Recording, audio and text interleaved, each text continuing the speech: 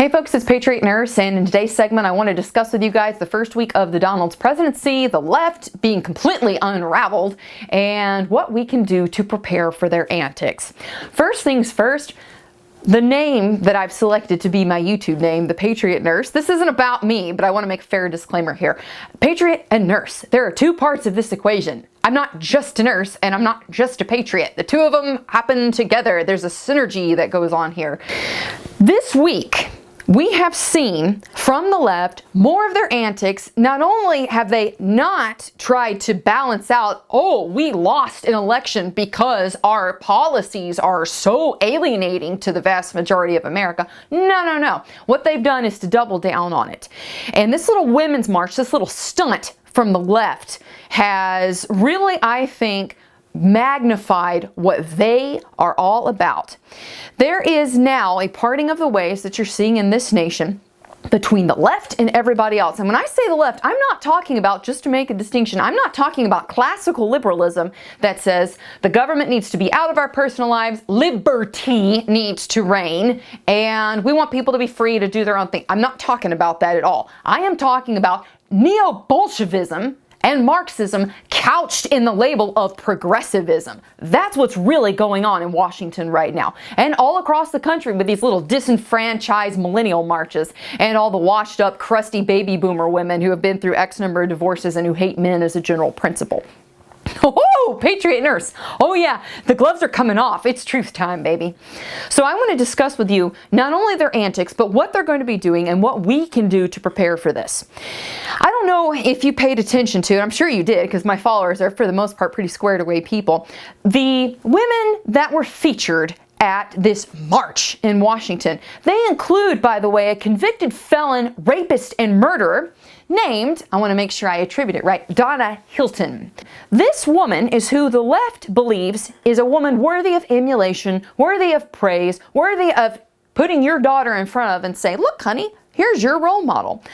And this is going to get a little bit vivid, but I want you to fully understand what these people are about and why at this point I am not going to make any attempts whatsoever to reconcile with them, to have a dialogue with them, to get along with them. This is who they believe is worthy of emulation. Donna Hilton is a convicted rapist and felon, and in 1985, she and her co-conspirators were found guilty of murdering a 60-year-old homosexual man after torturing him for days. They squeezed his testicles with pliers. They beat him. They burned him. She herself personally shoved a yard-long metal rod up his rectum. And of course, they shoved his body into a locker and let it decay. This is who the left thought was such a great example that they featured her at this women's march. Along with Madonna, of course. Last time I checked, I thought she lived in the UK.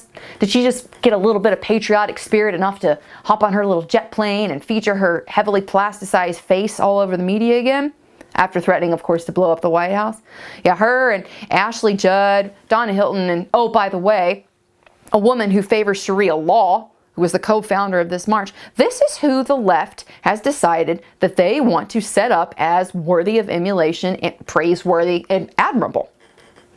They have consistently become more and more radical with their rhetoric, more and more violent with their rhetoric. And lest we forget, in the past 8 years, despite the fact that we have been the ones charged with being the domestic terrorist, we here on the right, people who are intimately familiar and skilled with manipulating different weapons, we are the ones who have been labeled as domestic terrorists, but they are the ones overwhelmingly who have been instigators in riots, who have been involved with not only violence, murders, killing people, raping people, destroying property. They are the ones, despite their protestations to the contrary, they are the ones who have been involved with destroying the foundation, security of law and order in this nation.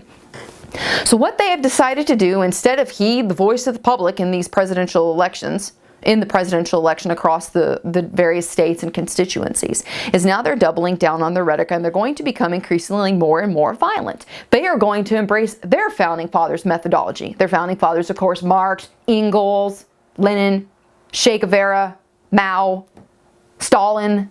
Like, go right down the list. They're little mass murderers and the people who are revolutionaries, right? They're going to embrace those tactics. And we need to be prepared, I think, in the years to come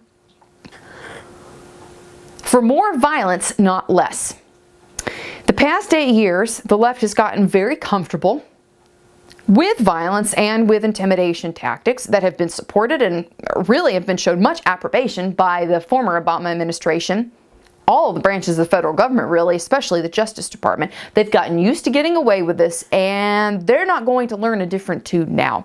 So I think probably what's going to happen in the years to come is that instead of confining their rioting, let's not be disingenuous and call this protesting. They will couch their rioting and their violence in the euphemism of protesting.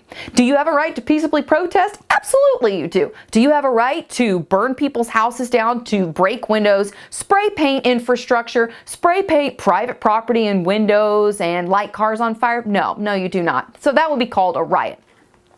In the years to come, possibly even in the months to come, I think it's very plausible that they're going to move these riots up and out of traditionally minority and black neighborhoods and move them into white and upper middle class neighborhoods. There are different areas of the country where certain aggregates voted more for Trump or against Hillary, you could call it, and certain aggregates didn't. So what I think in the years to come and in the months to come is that these people, the leftists, are going to take out their rage and they're going to vent and they're going to do what they do, be the little revolutionaries, like Katy Perry said, and they're going to start bringing violence and rioting into areas that had not been traditionally associated with that type of behavior and activity.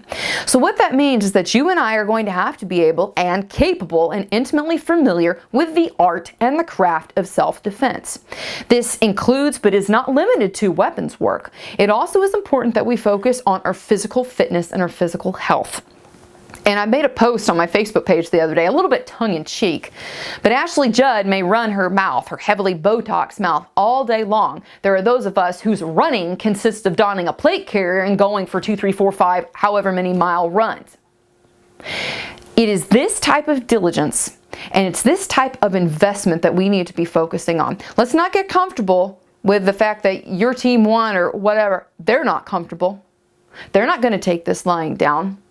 And there's not going to be any dialogue. They're not going to show you mercy. I don't know if you've paid attention to these rioters, like some of the GoPro cams and the Facebook live streams. These people are insane. They're rabid, breaking stuff, like tearing people's clothes off, beating people to pieces for whom they voted for. They're not going to calm down. And there's not enough police in the world to secure every person in every neighborhood.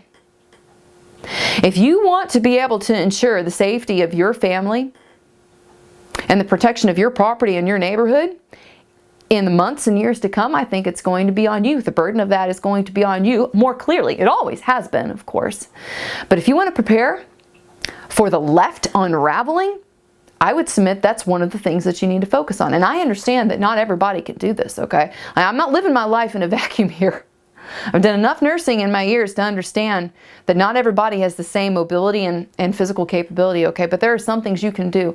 Try, and as best as you can, focus on your areas of deficiency and invest in it, man. I talk about this in class, but I want to illustrate this point with you from a health standpoint, okay? A lot of people will understand the importance of investing, budgetarily speaking, for yourself. That we need to save up money for retirement or for a rainy day fund.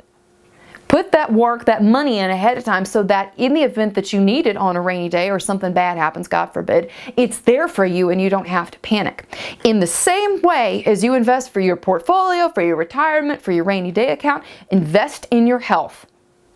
Because God forbid, if you need to pick up a rifle and run, or you need to grab your children, pick them up, pull your pistol out and defend them, you can do that. In the years to come, I think we're going to be facing this more and more. The left is pushing for a full-blown civil war in the truest sense. I'm not talking about the war between the states, which was not a true civil war. I'm talking about, really, if you're wanting to look at something that hits home, the revolution. You have people who are sympathetic to the British intermixed with people who are in support of the colonialists. Colonists, I should say. In the years to come, I think we're going to be facing a more divided nation, and there's nothing a president is going to do to unify this. The left has gotten so entrenched in academia, in women's issues. They're seeking to control people with their rage. And if you want to be a free person, you need to be able to think for yourself and defend yourself. And that's the message I have for you guys this week. I hope it was helpful for y'all. If you enjoyed the video, I hope you'll subscribe. Like me on Facebook. You can follow me on Twitter. For now, it's Patriot Nurse signing off. I'll see y'all later.